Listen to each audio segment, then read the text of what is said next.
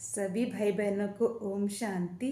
आज मीठे बाबा ने हम बच्चों को अपने महावाक्यों में बताया है कि तुम बच्चों को संगम पर एक रूहानी नॉलेज मिलती है, जिससे तुम्हें यह पता चलता है कि तुम सभी आत्माएं इस सृष्टि पर एक्टर बन के पार्ट निभा रहे हो और बाबा है उसमें मुख्य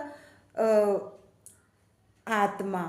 मगर बाबा ज्ञान गुण और शक्तियों में महान है, सर्वश्रेष्ठ है, उच्चते उच्च है। यह नॉलेज सृष्टि के चक्र की बाबा ही आकर हमें बताते हैं।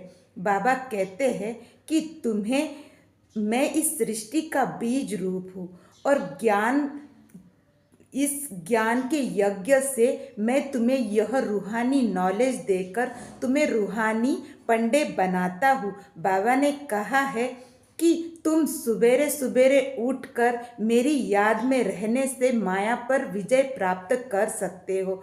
तुम पांडव बहुत थोड़े हो और मैंने यह रुद्र ज्ञान यज्ञ रचा है।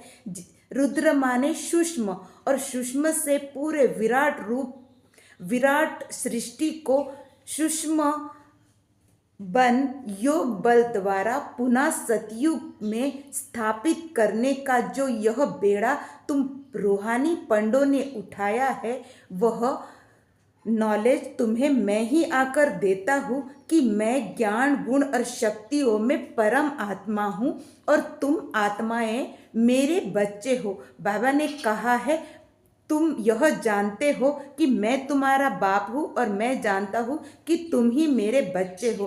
तो बाबा कहते हैं बच्चे कभी भी बाप की महिमा नहीं करते, क्योंकि महिमा तो भक्ति मार्ग में गाई जाती है। बाबा को कहा जाता है तुम मात पिता हम बालक तेरे, तुमरे कृपा से सुख घने रे। और कहते भी है तुम हमारे मात पिता हो, ऐसे कह के उनको पुकारते हैं। मगर अर्थ तो वह जानते नहीं कि यह भगवान शिव निराकार इस धरती पर ब्रह्मा का तन लेकर आया है और यह पीछे जो ब्रह्मा दिख रहे हैं यह भी अपने जन्मों को नहीं जानते थे। यह भी नारायण की फोटो लेके अपने तकिए के नीचे सोते थे। फिर बाबा ने ही आकर इनको बताया कि तुम ही इस कलयुग में संगम पर आकर मैं तुम्हें यह नॉलेज देता हूँ कि तुम ही आने वाले सृष्टि के श्री कृष्ण बनने वाले हो।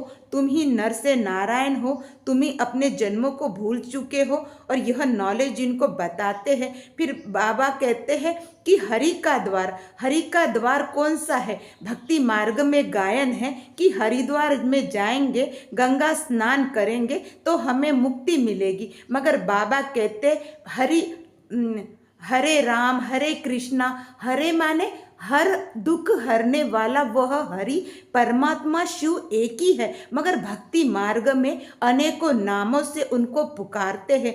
राम कृष्ण को हरि कहा जाता है, मगर हरि तो एक ये शिव बाबा है जो हमें गीता का ज्ञान सुनाता है।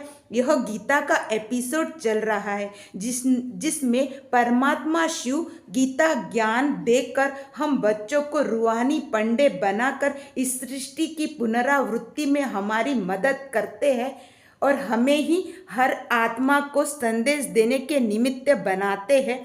बाबा कहते हैं कि तुम मुझे सुबेरे सुबेरे याद करोगे तो व्यर्थ के संकल्प, व्यर्थ के बोल, व्यर्थ की बातें तुम्हारे बुद्धि से निकल तुम तीव्र पुरुषार्थी बनोगे। बाबा कहते हर आत्मा को यह ज्ञान देना जरूरी है। बाबा कहते हैं आत्मा ही एक्टर बन के हीरो हीरोइन द्वारा जैसे नाटक में पार्ट बजाते हैं, वैसे तुम इस सृष्टि पर मेरे रचाए हुए इस रुद्र ज्ञान यज्ञ में पार्ट बजा रहे हो। मगर तुम सभी मनुष्य आत्माएं अपने जन्मों को भूल चुके हो, इसलिए मैं आकर तुम्हें यह नॉलेज देता हूँ। बाबा कहते हैं इस नॉलेज द्वारा ही तुम सतयुग में आत्म स्थिति में स्थित रहते हो। यहाँ तुम भूल चुके हो कि तुम एक आत्मा हो, इसलिए भक्ति में मेरा गायन और पूजन माला द्वारा फेरते हो और मुझे पुकारते हो, हे भगवान आकर हमारा उद्धार करो। मगर तुम्हारे पुकारने से ही तो मैं आया हूँ।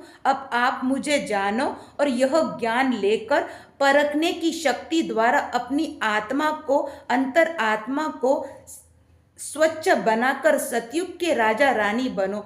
बाबा कहते कि सीता को परखने की शक्ति नहीं थी, इसीलिए ब्राह्मण वेश में आए हुए रावण को तुमने पहचाना नहीं। वैसे ही माया तुम ब्राह्मणों के जीवन में आती है तो तुम्हें अपने परख शक्ति से, ज्ञान के शक्ति से इस माया पर विजय प्राप्त करके माया जीत, जगत जीत बनना है। यह थे आज के मुरली के कुछ मुख्य पॉइंट जो मुझे याद थे, जो मैंने आपसे साझा किए। इसमें अगर कोई पॉइंट छूट गया हो तो ओम शांति, मुझे ज़रूर माफ़ करें, क्योंकि मुझे इतना नॉलेज नहीं है जो महारथियों के को है। बस मैं थोड़ा प्रयास करती हूँ कि मैं अपने द्वारा निमित्त बन के औरतों तक यह बाबा का संदेश पहुंचा सकूं। ओम शांति।